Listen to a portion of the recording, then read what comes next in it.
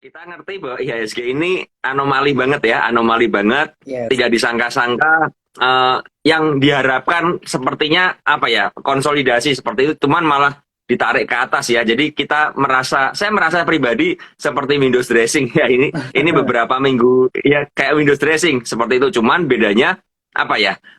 Hanya saham tertentu aja yang dibawa naik dan ternyata kemarin dikerek naik pakai Goto seperti itu ya, IHSG menyentuh 7.200 dan kita ngerti apa ya, market globalnya ini memang cenderung koreksi karena memang kenaikannya udah tinggi dan ada kebijakan dari The Fed ya seperti itu. Cuman saya masih melihat bahwa tidak ada yang berubah soal view saya ke IHSG ya. Inflow asing masih sangat bagus sekali ke indeks kita, ke bursa kita.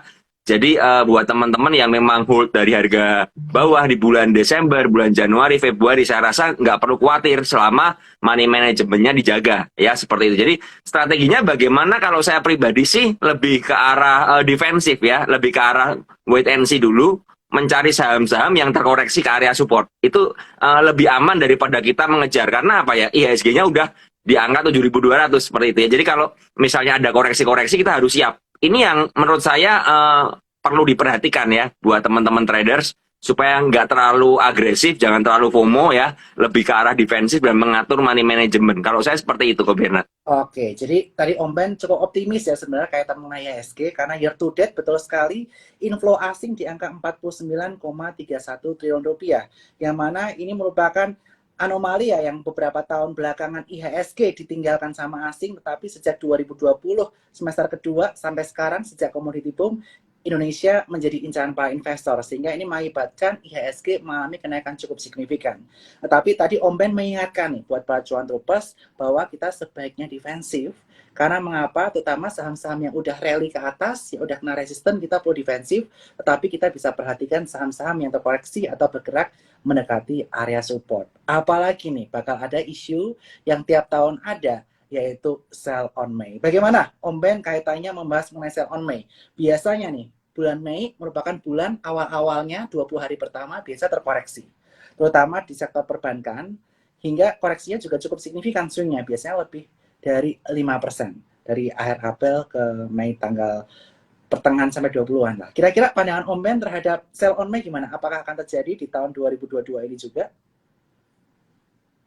Menurut saya apa ya, kalau sell on May, saya setiap tahun memang terjadi ya, dalam arti ada koreksi-koreksi, cuman bukan hal yang perlu dikhawatirkan banget selama teman-teman ini punya yang namanya money management ya, punya yang namanya trading plan ya, itu yang lebih penting lagi. Jadi saya pribadi kalau memang sudah merasa, contoh begini ya, ada beberapa saham yang memang sudah rally tinggi ya, sudah rally tinggi, saya selalu bilang kepada anak-anak di PPC juga, jangan lupa realisasikan bertahap.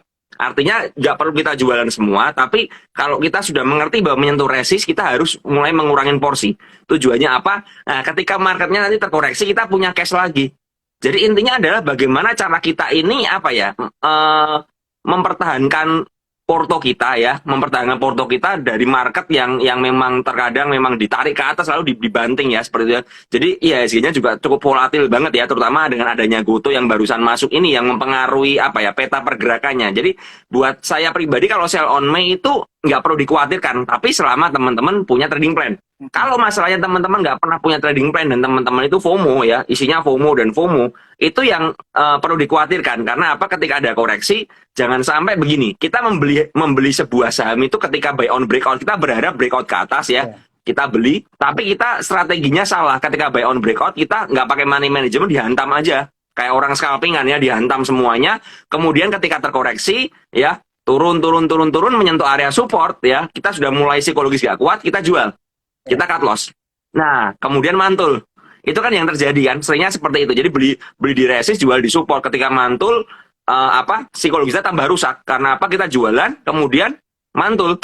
Ya, ini yang perlu jadi pertimbangan. Jadi buat saya, ya tadi saya bilang, ya sell on May itu nggak perlu dikhawatirin banget sih menurut saya. Selama teman-teman strateginya benar. Justru ketika ada sell on May, ada koreksi-koreksi itu, kita bisa memilih saham-saham mana yang koreksi tapi masih ada inflow-nya. Ya, jangan sampai teman-teman ini apa ya, karena panik ya sell on May semua, kita keluar dari saham semua ya, ambil cash, tapi karena kita terlalu takut ya, kita kehilangan momentum-momentum atau kesempatan untuk membeli saham-saham yang memang diakumulasi oleh asing atau bandar atau big player ya, tapi di harga murah. Ya, jadi buat saya sell on May itu bagus banget. Kalau memang ada koreksi, nggak masalah ya, selama kita bisa mencari saham-saham mana yang memang masih diakumulasi seperti itu. Oke, Om Ben. Jadi poin yang bagus banget kaitannya mengenai menjelang sell on May ini adalah money management. Jadi Om Ben tadi menyampaikan kalau teman-teman ambil udah di bawah, dekat-dekat area resist, kita bisa jual bertahap. Dan saya juga Om Ben di saham pagi saya selalu bilang saham banking mungkin bisa dikurangin 50-75% di area resist. Nanti di kisaran tanggal 20-an Mei, nanti kita bisa masuk lagi di saham-saham tersebut. At least barang kita yang di bawah nggak hilang. Terus kita bisa realisasikan profit, kita masuk lagi. Dan tadi Om Ben juga menyebutkan hal sama, jangan lupa realisasikan profit. Nanti kalau misalnya koreksi ketika sell on May mulai, terus kemudian ada reversal, kita bisa masuk lagi. Atau misalnya switching ke saham-saham yang laggard atau yang belum naik. Itu yang bisa teman-teman perhatikan. Dan buat teman-teman sekalian, pengaturan atau pengendalian emosi itu penting banget. Supaya apa? Supaya teman-teman tidak FOMO, kayak Om Ben tadi sampaikan, market begini jangan ngejarnya buy on breakout, tapi kita kejar di support, pantulan, itu kita lebih baik karena takutnya nanti ini malah senjata makan tuan. Ujung-ujungnya kita breakout, false break, kita stop loss. Itu yang perlu diperhatikan. Nah, Om Ben, kalau saya pribadi kan saya udah merealisasikan banyak nih di sektor perbankan. Ya, saya udah bocorkan juga di saham pagi. Nah, saya cari yang laggard-laggard ini, contohnya properti nih, kayak SMRA. Mungkin saya udah juga, saya udah cicil SMRA. Nggak tahu nih cicil sampai kapan. Nggak lah Om Ben. Nah, nggak tahu ini udah di bawah Iya. ini nggak naik-naik. Nah, kalau Om Ben yang menjadi watchlist ketika IHSG di bawah seperti ini untuk saham-saham yang kapitalisasi besar dulu, kira-kira seperti apa Om Ben saham-sahamnya? Silakan. Ya, kalau ngomong soal tadi ya, Kombinat bilang properti itu memang menarik banget untuk dicicil ya. Tapi kita nggak ngerti jalannya kapan ya. Itu salah. Benar. Beda lagi ya, jadi nyicil terus tapi nggak ngerti jalannya kapan, naik sedikit dibanting lagi ya. Jadi bisa sih, tapi kita bermain dalam time frame yang panjang ya. Kalau kita ngomong mencari saham-saham yang laggard ya seperti itu ya, saham-saham yang ketinggalan ya, ini kita berbicara soal time frame yang cukup panjang ya. Jadi misalnya kita mulai ngumpulin sekarang, targetnya untuk akhir tahun seperti itu. Jadi benar-benar harus napasnya panjang menurut saya ya. Salah satunya properti. Kemudian ada beberapa konsumer yang kemarin sudah jalan ya, yang sempat saya bahas sama Ellen May kemarin, S Hardware ya. S Hardware itu akhirnya jalan juga seperti itu ya. Jadi kita sabar-sabaran. Ketika S Hardware berada di area 1000-an ya, mungkin nggak ada yang tertarik kan, 1000 sampai 1050. Nah ini kita mulai cicil beli bertahap ya. Jadi S Hardware juga menurut saya ada potensi reversal seperti itu ya, yang kita layak pantau ya seperti itu ya. Cuman teman-teman kembali lagi jangan langsung masuk besok ya, kembali dianalisa. Saran saya ya kita mencari area-area pullback ya, ketika dia breakout seperti itu membentuk sebuah pola, kita mencari di area-area supportnya karena itu jauh lebih aman ya. Dan kembali lagi kalau kita mau nyicil misalnya contoh ya properti ini SMRA atau CTRA atau BSD seperti itu ya, atau Pawon seperti itu ya, kita harus mengerti di mana area support kuatnya ya. Kita mungkin bisa pakai chart weekly seperti itu ya, kita cari area support kuatnya, kita tentukan di mana area support kuatnya, kemudian kita mulai cicil bertahap ya. Jadi saya pribadi kalau memang saham-saham yang memang mau nyicil seperti itu, saya nggak akan pernah beli ketika dia hijau ya. Ketika dia merah saya mulai kolek pelan-pelan ya, kolek pelan-pelan. Misalnya contoh kita misalnya mau masuk 100 juta, anggap seperti itu ya, mungkin pembelian pertama baru 5 juta dulu ya, 5 juta dulu, sabar dulu. Karena apa ya, karena yang kita nantikan sebenarnya adalah adanya koreksi ya. Kalau kita memang mau ngomong swing atau ngomong invest seperti itu yang ngumpulin barang ya, kita harus mencari di mana area koreksinya ya. Justru malah kalau koreksi malah kita senang ya. Apalagi kalau koreksi dengan akumulasi ya, jangan koreksi dengan distribusi yang besar kan seperti itu. Nah ketika dibanting harganya seperti itu dan kita bisa akum pelan-pelan, itu kita mendapatkan mendapatkan harga yang terbaik. Tapi memang ini money manajemennya harus benar-benar kuat. Kalau teman-teman nggak kuat money manajemennya, pasti akan nyangkut. Karena apa? Ya kita ngomong time frame panjang ya, sekali time frame panjang. Kalau dari saya seperti itu sih.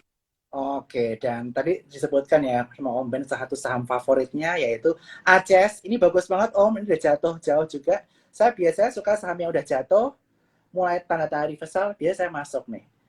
Nah, ini juga si ACS ini baru jatuh dari titik tertingginya di kisaran area 1900 sempat. dan sekarang sempat menyentuh 900-an, dan dia membentuk inverted hand shoulders semacam itu nih. Baru breakout di area 1120. Wah, ini cantik banget. Breakoutnya pakai volume lagi. Baru diomongin kemarin Nah, sama bener, Omben. cakep kan? Cakep banget ini 1120. Area breakoutnya bisa diperhatikan kalau membentuk ekor bisa sampai 1070. Ini good idea banget nih. Reward to ratio menarik banget Om.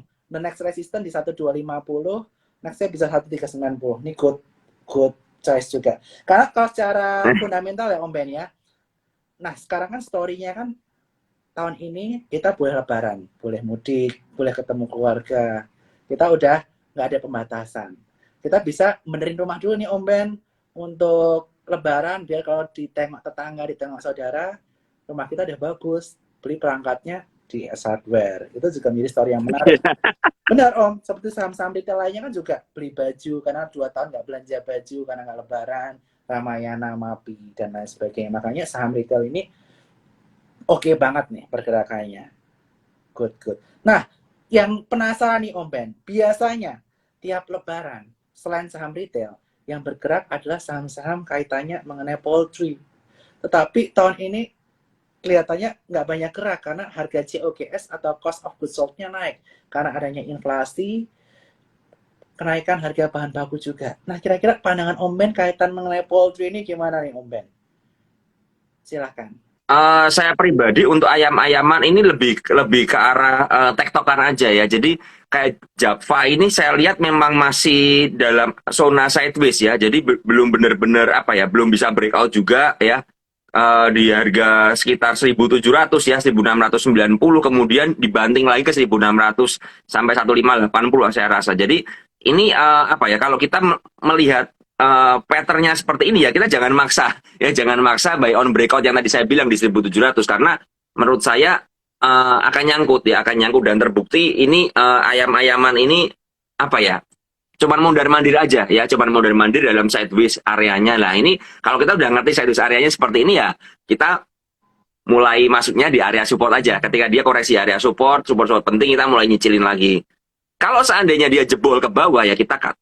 Ya, jadi dengan apa ya, dengan patternnya yang memang sideways seperti itu ya, ya kita harus pandai-pandai untuk mengambil di harga bawah ya, ketika terkoreksi, ketika mungkin ya ini kan sekarang mulai terlupakan ya ayam-ayaman ini ya, sudah mulai sepi lagi. Kemarin kan sempat kenceng tuh, sempat Yes. kenceng naik ke 1.700, mulai rame dibahas di mana-mana ya, dan akhirnya malah dibanting lagi ya. Ketika dibanting seperti itu, ketika kita pingin buy on breakout ya di 1.700, ketika dibanting ya kita, saya pribadi akan keluar dulu ya, akan keluar dulu. Saya prefer tunggu di bawah. Apalagi memang ayam-ayaman ini ya kayak tadi yang Kobina cerita ya, dengan adanya peningkatan bahan baku dan lain sebagainya, otomatis apa ya, labanya akan berkurang banget, dan ini beban sekali ya, beban sekali kalau kita ngomong secara fundamental, beban sekali untuk saham-saham ayam-ayaman ya. Jadi saya belum melihat ayam-ayaman ini cukup bagus banget, enggak. Cuman ketika terkoreksi di area support ya, ini menarik aja ya, menarik, kita kumpulin pelan-pelan lagi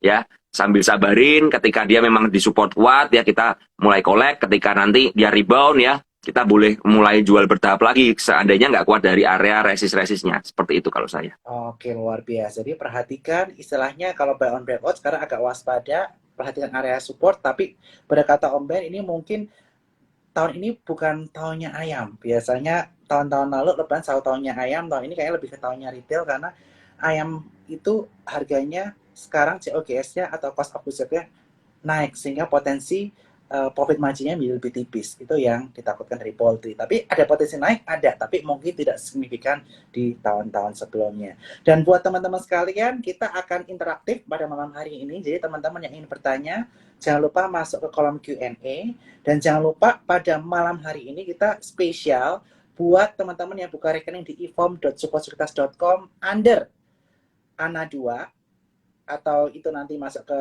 PPC, teman-teman akan mendapatkan akses ke grup Sukor Sekuritas, ke aplikasi yang terbaru. Dan buat teman-teman yang udah punya rekening Sukor, screenshot acara hari ini, story, tag ke Sukor dan jalan-jalan murah, hari ini juga akan mendapatkan akses ke aplikasi Spot by Sukor Sekuritas yang akan launching di tanggal 17 Mei nanti. Dan saya ingin menanyakan nih beberapa saham yang lagi hype akhir-akhir ini.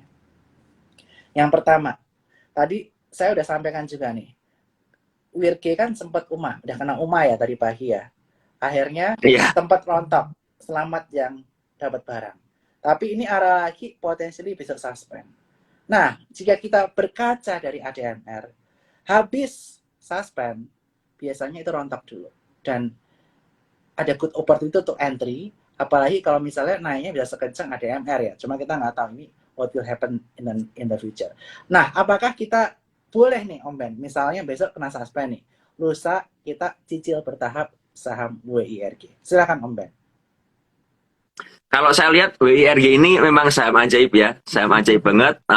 Baru mungkin hari ini aja ya, underwriter-nya mulai buangan ya, mulai buang barang seperti itu. Tapi kemarin ketika dibanting malah nggak ada buangan yang cukup besar ya, jadi arah lagi dan mungkin ya wajar sekali ya, yang punya barang di harga IPO mulai cicil bertahap untuk buang ya. Cuman saya masih melihat bahwa WIRG ini ada potensi ya, ada potensi lanjut naik setelah suspend ya. Jadi kita ngerti besok kemungkinan besar suspend ya, seperti itu. Lusa ya, lusa berarti buka lagi lah. Ketika buka ini yang masih 50-50 nih. Apakah dia dibanting ke bawah ataukah akan naik? Cuman kalau saya lihat dari apa ya, dari pola pergerakannya, memang sepertinya saham ini apa ya, masih dijagain ya, tidak diizinkan turun terlalu dalam karena mungkin nggak ngerti, saya tidak tahu apakah ada agenda-agenda yang lain di saham ini. Cuman kalau saya melihat dari broker summary bid dan offernya ya, ketika dibanting malah ada yang akum terus ya, ada yang kumpulin barang di harga bawah dan itu apa ya, kalau saya lihat dari tekanan jualnya ya, dari underwriter-nya Ciptadana seperti itu, ternyata mereka buangnya pun dengan cukup sopan ya. Artinya apa? Ya. Artinya mereka tidak langsung menggelontorkan semua barangnya ke apa, ke dalam market ya, tapi mereka bisa menahan diri. Nah, dari pola-pola seperti ini saya merasakan memang apa ya, masih ada potensi. Cuman ya satu hal teman-teman, kita nggak ngerti koreksinya akan seberapa dalam, karena kembali lagi ini saham IPO ya, saham IPO belum ada historikalnya, belum membentuk konsolidasi sama sekali. Artinya kalau teman-teman beli itu sedikit berjudi ya, menurut saya itu sedikit berjudi. Tadi ada seorang teman yang dapat di harga 780, dia bilang ya, dia dapat di 780, dia bilang aduh bersyukur banget Om Ben dapat di 780, kemudian arah ya, kalau dapat di 780 ya lumayan ya, masih ada range yang cukup lebar ya, dari harga arah, kalau misalnya ARB 2 kali pun masih range cukup lebar. Cuman begini teman-teman, kalau berkaca dari ADMR ya, dari ADMR ya, dengan kalau tidak ada perubahan pola ya, ketika setelah suspend nggak ada perubahan pola, bisa aja saham ini akan terus ditarik ke atas ya. Dan ketika sahamnya ditarik ke atas, biasanya teman-teman retail ini takut ya, takut masuk karena apa? Harganya udah terlalu tinggi ya. Ya. Kita ngerti bahwa memang dengan harga terlalu tinggi begini saham IPO memang rawan terjadi bantingan ya. Cuman kalau memang terus dijagain ya saya rasa bisa di atas 1.000 lah untuk WIRG. Cuman ya kembali lagi untuk entry-nya ini saya prefer kalau memang mau nyicil ya lebih baik cicil bertahap aja ya. Semoga dikasih ARB. Saya pribadi kalau dikasih ARB malah seneng ya untuk saham WIRG ya, supaya bisa turun dulu konsolidasi, kita bisa dapat harga di harga bawah ya. Kalau ditarik seperti ini terus malah bingung ya, belinya bingung. Kalau ada ARB kita bisa ya nyicil-nyicil bertahap tiap kali ARB, itu malah lebih enak sih. Cuman memang potensi saham ini besar sekali menurut saya ya. Yes. Karena dari awal memang terlihat diakum terus ya di bawah ya, diakum terus gila-gilaan. Ketika di atas pun yang punya barang di bawah pun nggak segera ngebuang ya. Itu apa ya, menunjukkan hal yang cukup bagus menurut saya seperti itu. Yes. Jadi tadi kuncinya adalah money management lagi. Boleh ketika turun kita masuk, tetapi cicilnya bertahap karena kita belum bisa baca patternnya, karena di masa yang lalu belum tergambar. Itu yang perlu diperhatikan. Tetapi sisi positifnya nih Om Ben, WIRG ini yang pertama market cap-nya nggak terlalu besar. Jadi untuk naik atau turun juga lebih mudah dibandingkan misalnya saham-saham raksasa lainnya. Ini nanti kita akan juga bahas. Yang kedua, poin positifnya adalah metaverse ini sekarang sedang mendunia. Sehingga WIRG ini pangsa pasarnya bukan hanya tech company atau airport bank di Indonesia, tapi juga di luar negeri juga. Sehingga ini yang mengakibatkan WIRG ini menarik.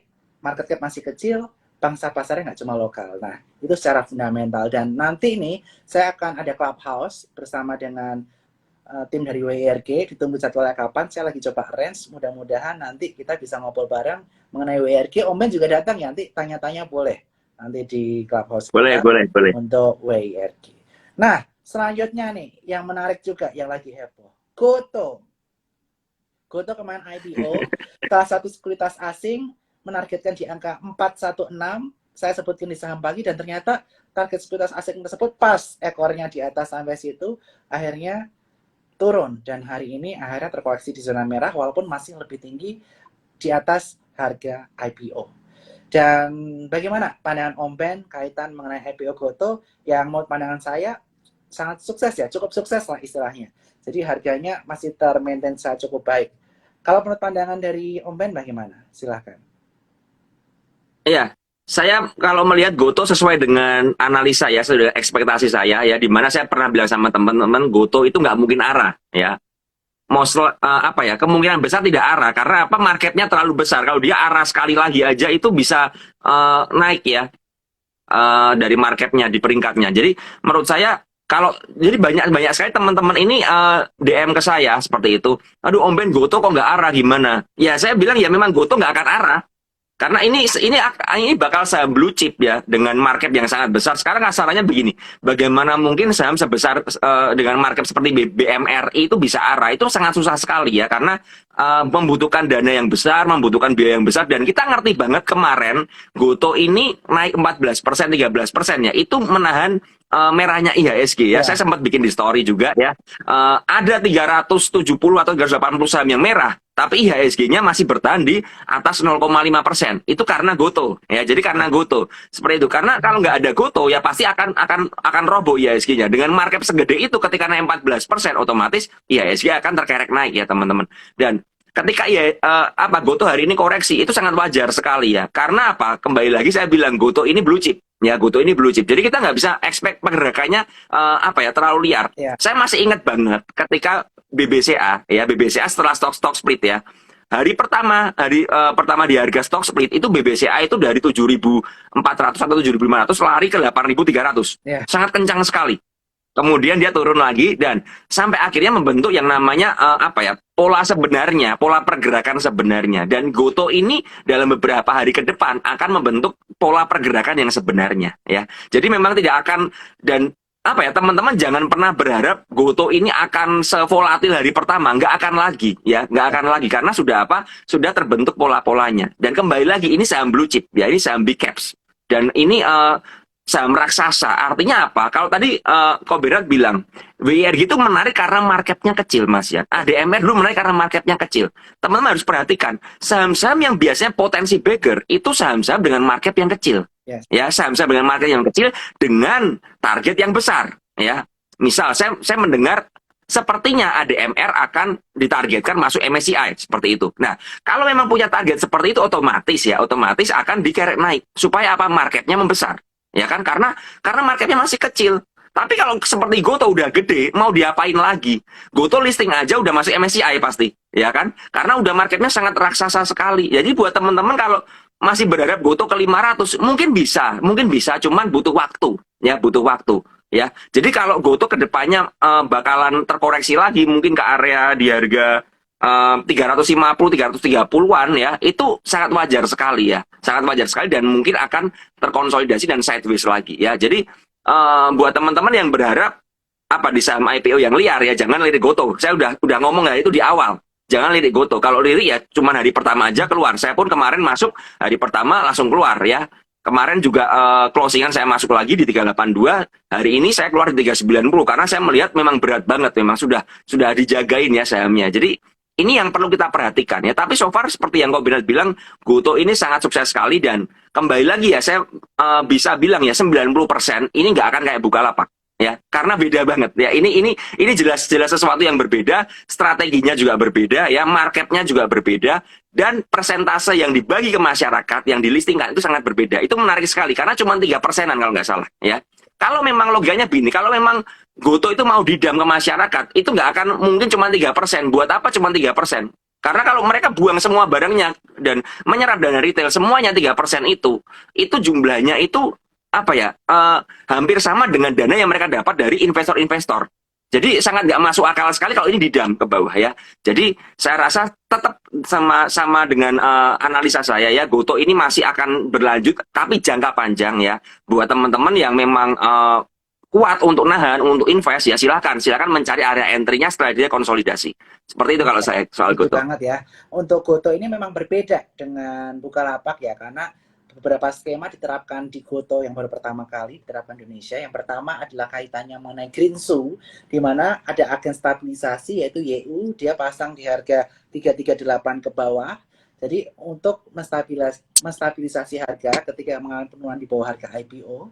Dan yang kedua, ini ada namanya mekanisme MVS atau Multiple Voting Shares. Jadi buat founder-founder atau buat investor early, mereka di lock 2 tahun, tapi memiliki voting share yang lebih besar. Dengan tujuan apa? Dengan tujuan mereka masih bisa mengatur kebijakan perusahaan ke depannya dengan share yang lebih besar. Dan yang kedua, bikin investor-investor yang baru kayak kita tenang. Oh, ini bukan menjadi arena buat mereka exit, tetapi ini malah menjadi arena mereka untuk mengembangkan usahanya bersama dengan investor-investor di publik. Tapi sekali lagi, tech stock bukan untuk semua investor. Ini untuk investor-investor yang berpikir ke depan untuk percaya bahwa perusahaan ini mungkin ke depannya bisa seperti Amazon. Karena kita melihat Amazon baru 20 tahun setelah listing baru positif. Mungkin Goto juga akan menjadi seperti itu. Begitu. Dan buat teman-teman sekalian, kita akan buka Q&A setelah pertanyaan saya yang terakhir. Dan jangan lupa untuk tanya di sini. Dan plus buat teman-teman sekalian, jangan lupa teman-teman bisa perhatikan, buka rekening di Sukor under Ana2 untuk mendapatkan akses, atau screenshot event hari ini, take ke Sukor Sekuritas dan jalan-jalan murah. Oke Om Ben, saya juga mau bahas kaitannya mengenai saham yang berkapitalisasi kecil. Karena waktu itu kita juga sempat bahas CMPP, puji Tuhan buat teman-teman selamat yang udah bagger atau yang udah cuan banyak. Kira-kira kalau pandangan Om Ben, gimana trik untuk trading di penny stock, terutama ketika IHSG tinggi, kita mungkin takut untuk blue chips, tapi kita bagaimana strategi kita untuk trading di penny stock? Silahkan Om Ben sebelum ke pertanyaan audiens. Kembali lagi kalau kita lihat ya soal penny stock, sebenarnya ya tidak semua penny stock itu bergerak liar ya menurut saya. Ada beberapa saham yang kita masih bisa analisa secara patternnya, chart patternnya bagaimana, trennya bagaimana. Saya condong mencari saham-saham penny stock ya yang ada reversal dari bawah ya, atau saham-saham yang memang trennya udah jelas naik ke atas. Saya sangat menghindari sekali saham-saham yang bergerak downtrend ya. Kalau teman-teman tadi saya lihat ya ada yang tanya Nano bagaimana ya, terus Baut bagaimana ya, saya bilang kalau secara chart aja dia membentuk all time low terus ya. Apa yang kita bisa harapkan dari saham-saham seperti itu ya. Kembali lagi saya di sini apa ya, bukan anti sahamnya, cuman ketika saya melihat pola pergerakan harganya seperti itu ya, apa yang kita harapkan ya. Sementara kita melihat saham-saham lain yang memang masih menarik ya. Yang kemarin saya sempat mention juga CMPP. CMPP itu polanya jelas banget. Itu polanya pola uptrend ya. Ada reversal dari bawah seperti itu ya. Ketika dia dibanding ke 290 kemudian ditarik ke atas lagi, terlihat ada reversal dan dengan volume yang besar. Nah, kalau memang ada saham-saham dengan pola seperti itu, kita bisa manfaatkan untuk ikut untuk riding ya, untuk seperti itu. Karena apa? Trennya jelas. Tapi kalau trennya lagi turun-turunnya ya, all time low terus, itu mendingan hindarin aja. Kalau teman-teman nggak bisa apa ya, tidak bisa gesit nyopetin, itu sangat susah sekali ya.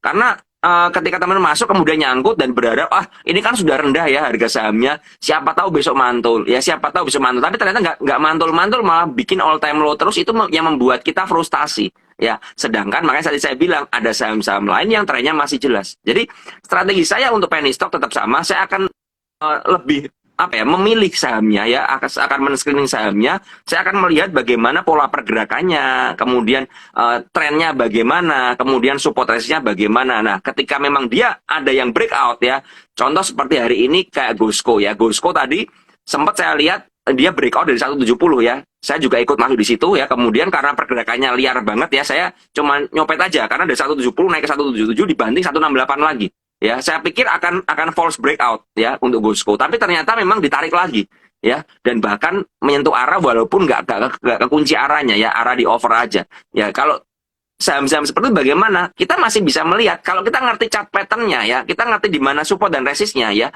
kita akan bisa ikut aja Cuman memang dengan volatilitas yang sangat tinggi sekali ya kita harus berhati-hati.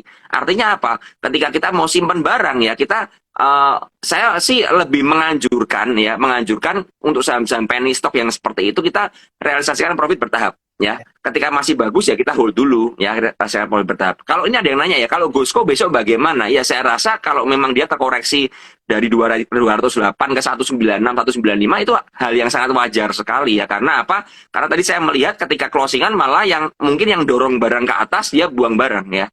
Dia buang barang seperti itu. Ya, itu yang terjadi. Cuman akumulasinya masih cukup bagus ya, masih bagus banget ya. Kalau ada koreksi-koreksi itu wajar banget ya. Contoh lain kan kemarin kita lihat IATA ya. IATA itu juga sama, trennya jelas ya. Sebenarnya kalau teman-teman perhatikan, IATA itu apa ya? Dari chartnya aja itu dari 200 sampai 210 itu terkonsolidasi di area situ. Ya, sebenarnya itu area entry kita di sana ya. Ketika kita entry, kemudian didorong ke atas ya kita let profit run aja. Saya juga bilang sama teman-teman PPC ketika saya bikin stock pick untuk IATA ini ya, saya bilang realisasikan bertahap. Tapi kalau hari ini saya bilang ya jangan lupa taking profit. Karena apa? Karena jelas sekali kemarin udah naiknya kencang sekali ya, didorong kencang banget. Hari ini dia naik ke atas, nggak bisa lolos 300 ya, kemudian dibanting ke bawah ya kita langsung keluar.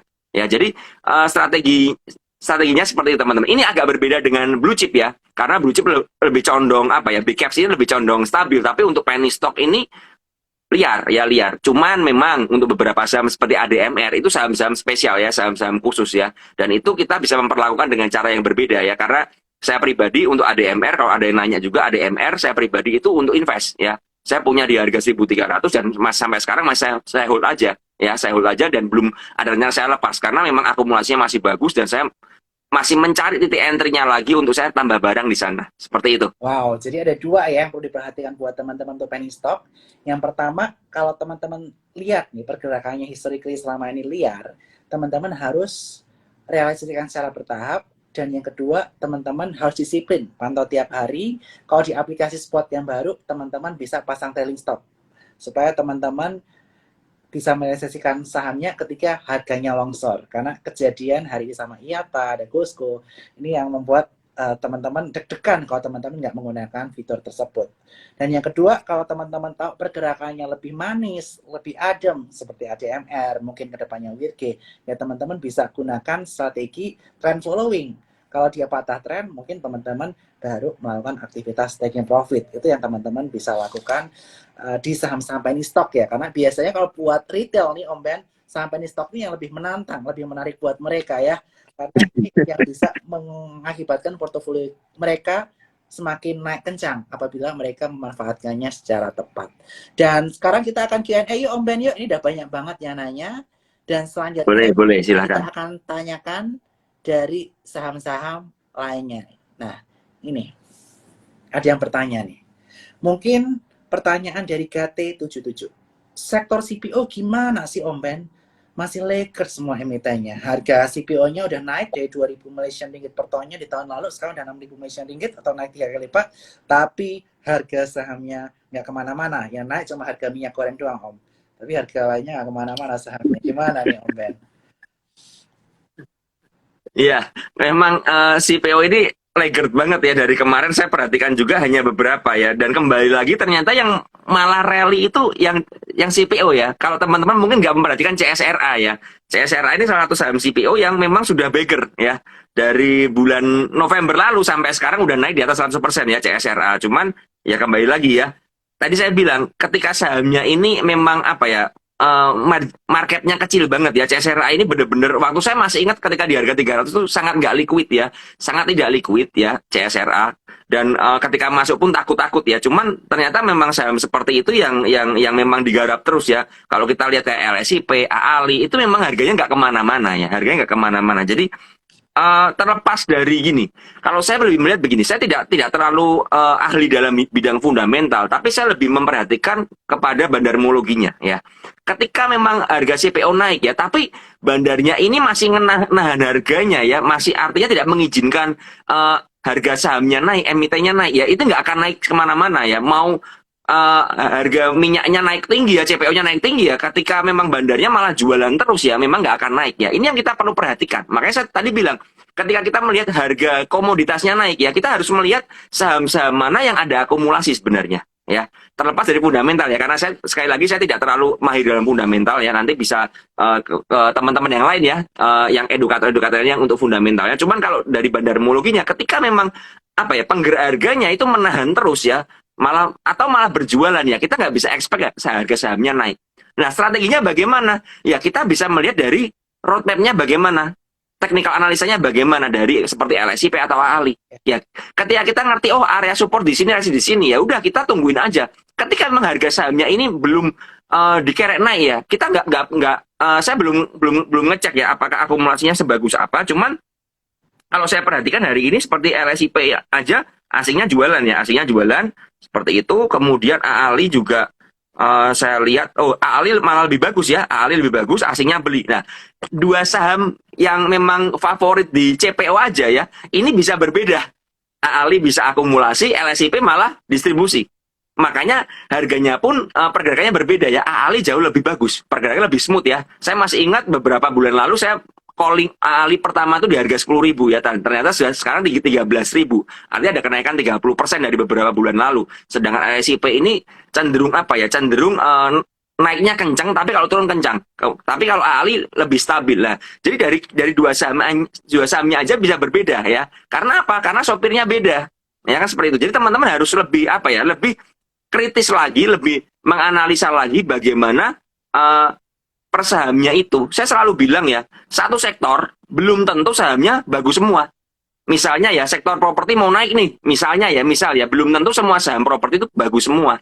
Ada yang paling bagus, ada yang ikut-ikutan. Nah, kita harus ngikut yang memang ada akumulasinya.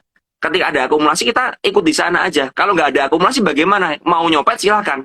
Karena biasanya nggak ada akumulasi ini, ketika saham penggerak utamanya ini turun ya, maka yang nggak ada akumulasi atau yang ikut-ikutan euforia aja, itu dibantingnya bakal lebih dalam lagi. Ya, ini yang harus kita perhatikan ya. Jadi itu sedikit view saya soal CPO, Ko Bernard. Oke.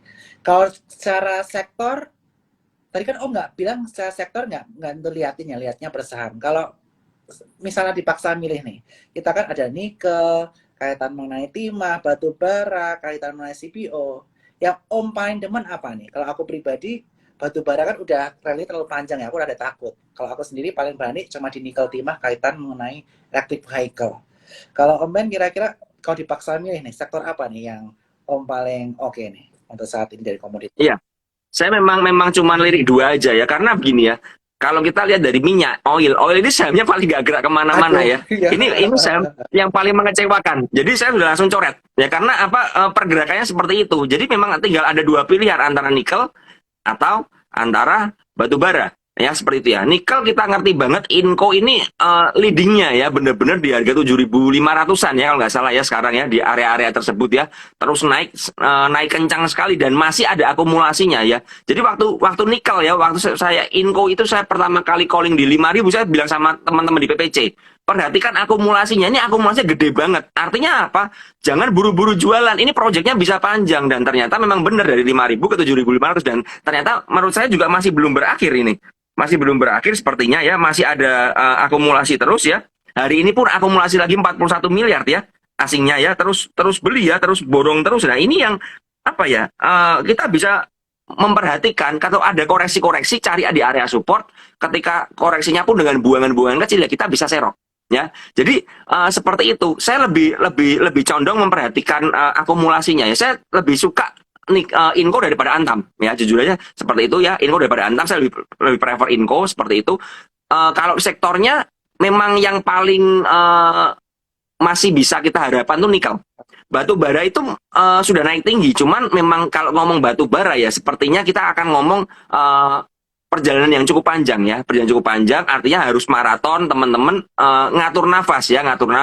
Teman bisa perhatikan dari Adaro, PTBA itu akumulasinya masih cukup bagus terus ya, Adaro, PTBA itu. Nah, kalau tadi Ko Bernard tanya apakah yang mana yang saya pilih, ya saya setuju dengan Ko Bernard, saya pilih nikel aja. Ya, saya pilih nikel aja karena memang lebih enak pergerakan sahamnya dibandingkan batu bara yang saya rasa kok cukup penuh drama ya, seperti itu. Jadi naik turunnya. Sedangkan Inco ini lebih apa ya, lebih enak ya, lebih enak, kembali lagi dari TA-nya pun juga lebih bagus banget ya. Jadi ya seperti itulah kalau dari saya. Oke, terima kasih Om Ben. Selanjutnya kita akan bacakan pertanyaan lainnya. yang selanjutnya ini dari 123 Toys. Ini kayaknya scalper sejati, kami scalpingnya pengen di saham blue chips. Hari pertama kan enak nih scalping di Goto. Apakah kedepannya boleh nih scalping di saham ini? Silahkan Om Ben. Saya rasa kalau teman-teman memang dananya besar ya silahkan scalping di saham ini ya karena memang mungkin saya tadi bilang ya volatilitasnya nggak terlalu tinggi banget ya mungkin bisa turun 360 naik ke 370 aja artinya cuman ya sekitar 5 tik aja ya kalau dananya besar silahkan karena ini marketnya jumbo banget ya seperti itu ya tapi kalau memang apakah saya scalping ya saya scalping di Goto ketika hari pertama listing sama hari kedua ini ya saya beli 382 jual 390 karena saya tuh udah tidak melihat apa ya range pergerakannya akan lebar lagi udah nggak akan volatil lagi ya makanya lebih baik saya sell dulu saya beralih ke saham-saham lain yang mungkin bisa volatil karena kalau kita ngomong scalping kita membahas yang namanya volatilitas dari sebuah harga ya tapi kembali lagi kalau teman-teman memang dananya besar ya teman-teman mau scalpingan 10 miliar seperti itu ya Goto ini bisa ya di scalping 10 miliar seperti itu ya tapi kalau dananya kecil misalnya cuman 10 juta, 50 juta ya mungkin untuk scalping di Goto ini kurang cocok menurut saya ya kecuali tiba-tiba volatil aja ya seperti itu. Oke, selanjutnya kita akan bacakan pertanyaan selanjutnya. Jadi jawabannya Goto awal-awal enak, tapi sekarang udah mulai sempit pergerakannya. Jadi yang bermodal besar saja nih. Tapi enaknya kalau saham Goto ini likuiditas besar, masuk gede, keluar gede, gampang. Itu yang perlu teman-teman perhatikan. Betul. Oke, selanjutnya kita akan bahas kaitannya mengenai saham kaitannya mengenai Goto juga. Ini sempat breakout resisten yaitu MPPA. Gimana Om Ben kaitannya MPPA? Apakah udah boleh di taking profit atau masih hold nih? Karena kita melihat resistennya gagal ditembus lagi nih di kisaran area Iya. 446. Silakan.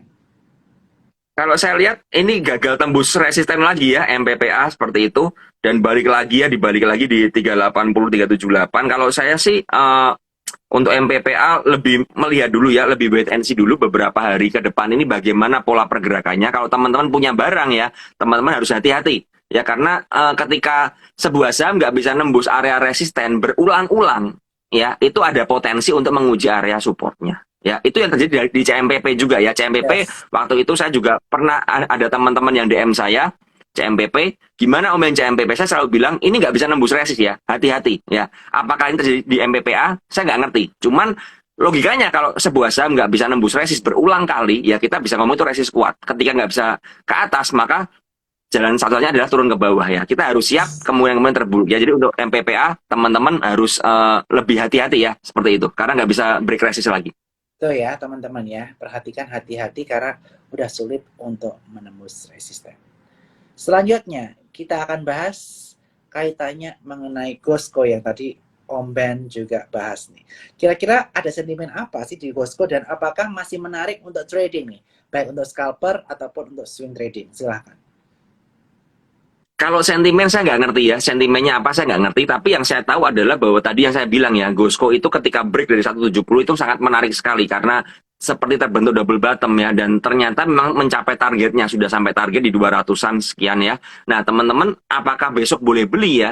Ya, saya lebih melihat apa ya, kalau memang besok mau masuk ya, lebih wait and see dulu ya, lebih sabar dulu. Jangan sampai saham ini kayak IATA ya, jangan sampai kayak IATA, jangan sampai teman-teman nyangkut di pucuk ya seperti itu ya. Karena menurut saya ini sudah area-area resist ya, dan ternyata yang memang kita harapkan arah lengket ternyata malah nggak arah ya. Jadi ya ini sedikit ada mungkin ada perubahan pola. Cuman kalau memang ya, kalau memang kita lihat besok ada akumulasi yang cukup bagus lagi ya, seperti hari ini ya, di mana di akum pakai asing ya, hari ini ada 14 miliar yang masuk di Gosco seperti itu ya. Kalau besok masih ada akumulasi lagi dan masih ditahan ya di area 195 ke atas ya, maka saya bilang ya Gosco ini masih ada harapan untuk kedepannya. Tapi kalau sampai besok ARB dan ternyata malah dijualan semua ya, mungkin akan beda lagi ceritanya ya, akan mencari support lagi seperti itu. Oke, jadi perhatikan money management ya untuk Gosco dan kita lihat bagaimana pergerakan kedepannya ini masih bergantung ya. Jadi perhatikan selanjutnya karena sahamnya ini pergerakan juga volatilitasnya cukup tinggi. Seperti itu. Oke, selanjutnya kita bahas strategi nih. Bahas strategi yang lebih oke nih. Nah, ini mengenai money management. Bagaimana pembagian portofolio. Gimana nih? Lebih cuan untuk fokus di scalping atau dibagi sama swing juga? Kalau Om Ben sendiri gimana nih? Testimoni dari seorang trader yang saya lihat sendiri, beliau ini buka di rekening Sukor untuk scalping dan cuan kotos-kotos. Jadi emang ilmunya mantap. Jangan lupa follow Om Ben dan PPC dan buka rekening di Sukor. Tapi kalau Om Ben sendiri ada pembagian nggak yang untuk swing, scalping, invest dan lain sebagainya? Silahkan. Ada ya. Jadi saya selalu membagi portofolio saya, makanya saya buka di beberapa sekuritas termasuk Sukor ya. Saya pakai di Sukor juga seperti itu dan memang apa ya? Kita harus mengerti bahwa market sekarang ini lebih rumit ya, lebih rumit untuk scalping, tidak semudah dulu lagi ya. Kita harus mencari, kalau mau scalping ya cari yang seperti Gosco tadi ya, yang memang volatil seperti itu, bergerak naik turun yang kita bisa manfaat untuk scalping. Kalau ditanya lebih cuan mana ya, sebenarnya kembali ke teman-teman masing-masing. Teman-teman ini cocok yang mana? Ya, karena gini, ketika saya bilang, oh saya lebih cuan di scalping, tapi belum tentu teman-teman malah nyoba scalping malah bisa cuan. Malah teman-teman ada ya, seperti si Michael itu, dia bilang sama saya, aduh gue scalping gak bisa nih, bisanya swing.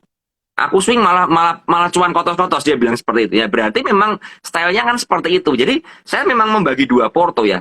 Saya melihat beberapa saham ya, saya memang sedang ngumpulin beberapa saham yang masih uptrend, yang koreksi, yang lagi konsolidasi seperti itu, saya lagi kumpulin terus seperti itu. Untuk memang tujuannya swing ya, untuk tujuannya swing tentu saja kalau ngumpulin gitu dengan money management. Nah, satu akun yang lain memang saya pakai untuk scalpingan. Ketika marketnya hari ini menarik ya, untuk di scalping ya saya akan ikut scalping. Kalau marketnya nggak menarik bagaimana? Ya udah, cari aja saham-saham yang memang bisa kita kumpulin aja. Pelan-pelan nyicil bertahap. Memang cenderung membosankan dan jujur aja buat scalper seperti saya ini apa ya, bosen ya. Aduh, ini marketnya kok cuman Gosco doang nih, nggak ada yang lain ya. Ketika udah selesai di Gosco ya udah selesai. Tapi ya sudah, itu yang terjadi di market ya. Jadi kita nggak bisa apa ya, nggak bisa memaksa market ngikutin kita, tapi kita yang ngikutin market. Ketika marketnya memang tidak menghendaki apa ya, tidak ramah untuk scalper ya seperti itu ya. Nggak banyak saham yang bisa di scalpingin ya. Kita harus bisa untuk mencari saham-saham yang kita kumpulan untuk swing. Makanya itu saya pakai dua porto. Tujuannya apa? Ketika marketnya susah, saya akan lebih fokus ke arah swing, ngumpulin barang seperti itu. Kalau marketnya enak ya, ada yang bisa di scalping ya saya pakai akun scalping ya. Jadi cuan mana ya kembali ke kalian, cocok yang mana seperti itu. Kalau buat saya pribadi memang sama-sama cuan ya, sama-sama cuan. Cuman memang pembagian modal saya jujur aja, saya ini lebih condong ke arah scalping dana besarnya ya. Jadi untuk swing saya memang membagi itu hanya 30 sampai 40% ya, 60%-nya di area scalpingan ya. Karena memang saya mengerti, saya ini bukan tipe yang bisa sabar nungguin swing seperti itu ya. Makanya ya saya masih belajar ya, makanya ya seperti itulah ya. Oke, jadi Yeritz ya buat teman-teman sekalian juga cuan troopers, kalau Om Ben rekening untuk scalping dan swing dibedakan supaya mindsetnya berbeda. Portofolionya lebih banyak di scalping karena Om Ben lebih cocok di sini daripada swing. Tapi sekali lagi sesuaikan dengan risk profile teman-teman juga dan sesuaikan dengan ketersediaan waktu cuan troopers di saham. Kalau waktunya di saham cuma saknyet-saknyet, yang mending swing. Kalau teman-teman full bisa mantengin market, bisa kayak Om Ben di di scalping bisa lebih banyak dan bisa gabung juga PPC nih. Dan jangan lupa buka rekening di eform.cukosales.com, kode Mariana 2 atau Ana 2. Di situ teman-teman bisa bergabung dengan Om Ben juga dengan mendapatkan akses ke aplikasi terbaru untuk 200 orang yang daftar di situ. Oke, selanjutnya kita akan bahas pertanyaan terakhir nih. Kita bahas pertanyaan yang lebih ke strategi deh daripada saham-saham. Udah kita bahas terus, akhir-akhir kita strategi aja. Om Ben, gimana nih sebagai seorang scalper, bagaimana cara membaca broker summary yang sedang akum dan distribusi untuk besok harinya untuk kita mempersiapkan diri? Silahkan. Saya gini, kalau kita ngomong broker summary ya, saya akan mencari membedakan saham-sahamnya. Ada beberapa saham yang memang penggeraknya ini asing ya. Ya seperti itu, ketika asingnya masuk, saham ini condong untuk akumulasi ya seperti itu ya. Dikumpulin asing secara masif ya. Dan ketika saya mengerti bahwa sahamnya ini yang ngumpulin asing ya, saya lebih mengabaikan broker summary-nya. Artinya apa? Saya melihat ke arah foreign flow-nya ya. Jadi tidak semua saham gini teman-teman. Tidak semua saham itu broker summary bisa dibaca dengan jelas ya. Yeah. Contoh saham yang nggak bisa dibaca dengan jelas itu saham-saham konstruksi. Itu kalau buka broker summary-nya kita pusing. Karena apa? Karena relatif random ya. Tapi kalau memang saham-saham tertentu yang beda, seperti misalnya saham yang big caps, ya kita bisa ngerti, oh ini ternyata yang ngumpulin broker-broker besar, yang jualan broker-broker kecil. Atau saham-saham gorengan yang biasanya dimotorin YP ya, YP-nya lagi akum seperti itu, YP-nya lagi buang atau beberapa broker tertentu ya. Jadi cara membacanya seperti itu. Kita harus mengerti saham ini karakternya bagaimana ya. Saham ini penggeraknya bagaimana. Cara tahunya bagaimana? Tentu saja kita harus memantau ya, memantau secara historikalnya ya. Secara historikalnya bagaimana. Jadi misalnya seperti ini contoh ya. Contoh Inco ya, tadi Inco. Inco itu saya nggak pernah lihat siapa bayar siapa sellernya. Saya hanya lihat asingnya beli atau asingnya jual. Udah gitu aja. Karena apa? Karena saya pakai foreign flow, ya. Karena ketika kita ngomong misalnya asingnya beli, asing akan pakai banyak broker, ya seperti itu ya. Nah, kalau asingnya terus memborong saham Inco seperti itu dan saya cocokkan dengan TA, oh ternyata memang menarik ini, disupport tapi diborongin terusnya, kita ikutan entry. Itu cara saya membaca. Jadi bukan melulu, oh ada broker A beli nih, broker B beli. Nggak melulu seperti itu. Ya, ada beberapa saham yang bisa seperti itu. Tapi tidak semua saham bisa seperti itu. Jadi teman-teman harus mulai apa ya? Mulai menurut saya meriset ya, meriset saham-saham mana yang cocok buat kalian. Kalian mau masuk di saham apa? Misalnya, ya misalnya saham yang misalnya Inco tadi ya. Oke, Inco. Inco ini ternyata cocok dengan foreign flow. Ketika asingnya masuk, ya ternyata dikumpulin terus, kemudian beberapa saat kemudian harga dikaret naik ke atas. Berarti memang analisa foreign flow kita bisa pakai. Ya. Kalau ada saham-saham yang memang dikumpulin asing terus, contoh nih BBYB. BBYB kan dikumpulin asing terus, tapi ternyata malah dibanting ya harganya ya. Berarti kita nggak bisa pakai foreign flow di BBYB. Ya. Jadi ini benar-benar kita harus pilih satu persatu. Ya, kalau kita ngomong soal bandarmologi. Tapi buat saya pribadi, saya lebih suka ketika kita membaca broker summary atau foreign flow, kemudian saya mengcombine dengan technical analisa, ya, di mana support, di mana resist, sehingga saya mendapatkan gambaran, oh ini saya lagi diakumulasi, tapi kok di area resist nih. Nah, ini saya lebih berhati-hati. Saya akan lebih suka dan mencari saham-saham yang lagi koreksi, ya, di area support, koreksinya volumenya kecil, tapi diakumulasi. Ya, tapi diakumulasi terus, dikumpulin terus, dikumpulin terus. Nah, ini yang menjadi incaran saya, gitu ya teman-teman. Jadi dengan adanya TA ini kita bisa mengerti, oh ternyata begini toh, oh ternyata memang ini lagi digambar nih chartnya nih, supportnya kuat banget. Nah, ini yang kita bisa pakai ya, supportnya kuat, akumulasinya bagus ya, kenapa kita nggak berani masuk, kan seperti itu ya. Jadi itu sedikit tips buat saya untuk membaca Broksum ya. Jadi teman-teman jangan terkecoh ya, jangan terkecoh karena begini, kita nggak pernah ngerti ya. Misalnya sebuah saham ini bisa aja ya mereka pakai broker yang biasa dipakai oleh retail, misal XC ya, broker ajaib XC seperti itu. Bisa aja XC dipakai oleh bandar juga, ya kan? Kita nggak pernah ngerti ya. Tapi yang kita bisa ngerti adalah area support dan resistnya ini. Ya, dan bagaimana, oh misalnya ya satu saham ini, oh XC-nya kok dominan ya, misal seperti itu, kok buangannya gede terus ya, kok buang terus ya. Nah berarti XC ini bukan retail di saham tersebut, XC ini adalah penggerak harganya atau bandarnya ya. Dan satu lagi yang menurut saya perlu diperhatikan adalah di Broksum, pertukaran barang antar sekuritas kita nggak bisa mendeteksi di broker summary. Yeah.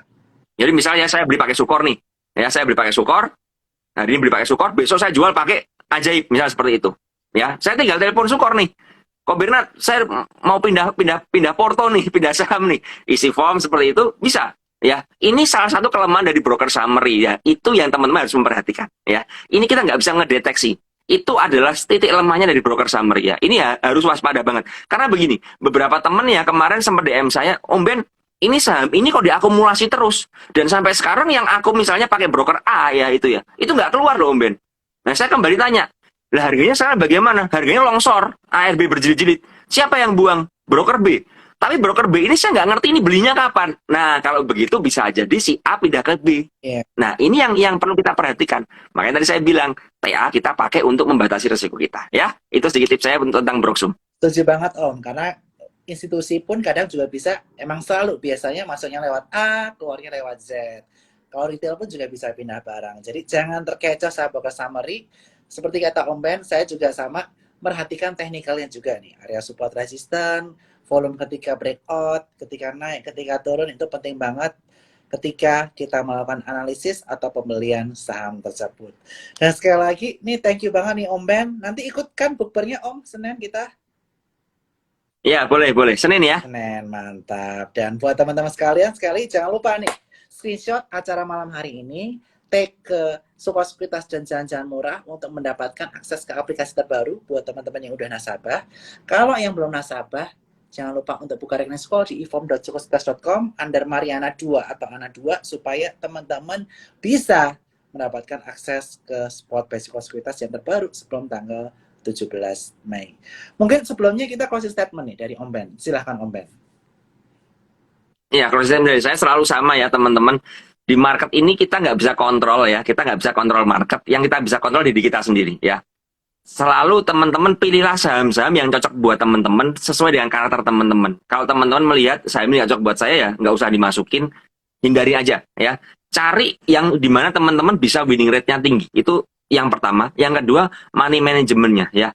Perhatikan money management IHSG-nya ini di area-area all time high terus ya. Dan kita nggak pernah ngerti ya kapan akan terjadi koreksi ya. Bisa koreksi sedikit atau bisa koreksi yang cukup dalam ya. Kita nggak pernah ngerti ya.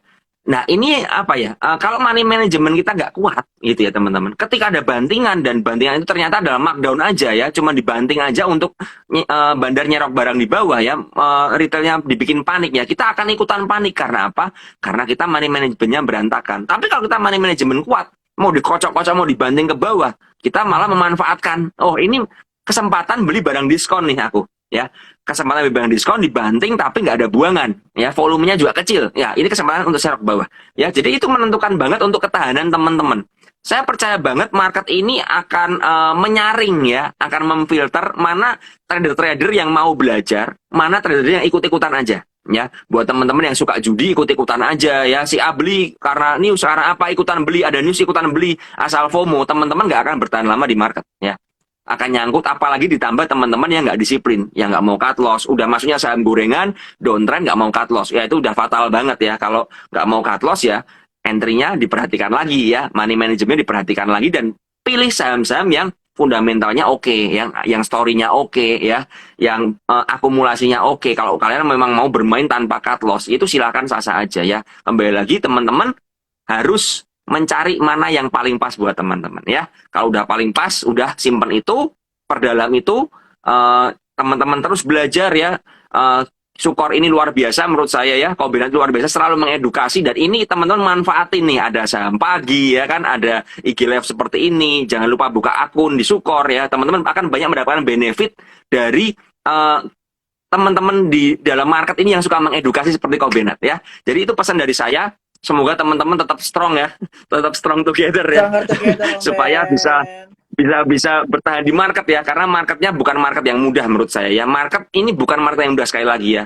Tidak seperti market ketika recovery COVID ya. Ini market yang benar-benar akan memfilter teman-teman siapa yang benar-benar bisa bertahan dan layak bertahan di dalam market. Ini adalah pengujiannya sekarang ya. Seperti dari saya. Agree banget Om Ben. Jadi money management perhatikan, psikologis perhatikan, apalagi IHSG di area target 7374. Perhatikan jika ada koreksi besar, teman-teman bisa lakukan taking profit bertahap, dan nanti kita bisa masuk lagi secara cicil. Itu buat teman-teman sekalian. Dan